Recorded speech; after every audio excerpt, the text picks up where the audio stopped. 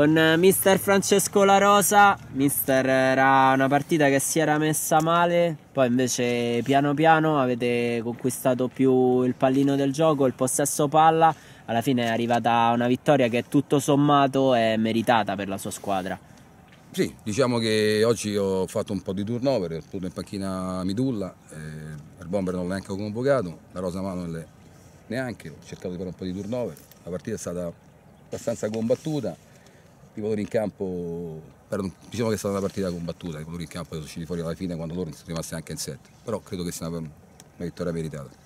Ok mister, al di là della vittoria sappiamo come siete sempre stati un po' schivi per quanto riguardava la domanda ai playoff, questo era un po' un anno di transizione, volevate magari mettere le basi per la prossima stagione, in realtà queste basi comunque sia vi hanno portato a disputare la prossima settimana i playoff che arriveranno.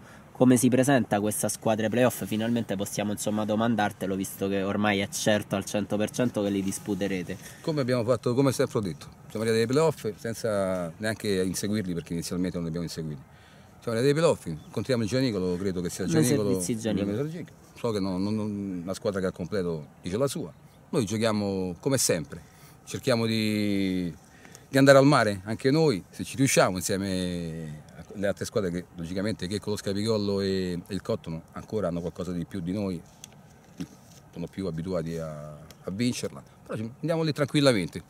Abbiamo fatto il massimo dal minimo.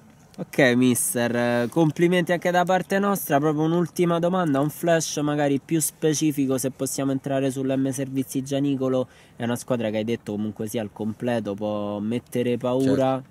Come si affronta una squadra del genere che invece ha una grande storia all'interno di questa Lega Calcio 8? Come sempre, noi giochiamo a pallone, giochiamo bene, forse siamo una delle squadre che gioca un bel calcio, come al solito, l'affrontiamo sempre per vincerla, se va bene, se non va bene, per quest'anno, almeno così non faccio lo schifo, per quest'anno è andata così, il prossimo anno partirò da questa base, farò 3-4 acquisti per il prossimo anno e non mi nascondo che il prossimo anno partiremo ai nastri di partenza favoriti per oltre ai playoff per giocarsi il titolo insieme al Checco, al Cotton e al Roma Nord e alle squadre più importanti. Non mi nascondo per il prossimo anno.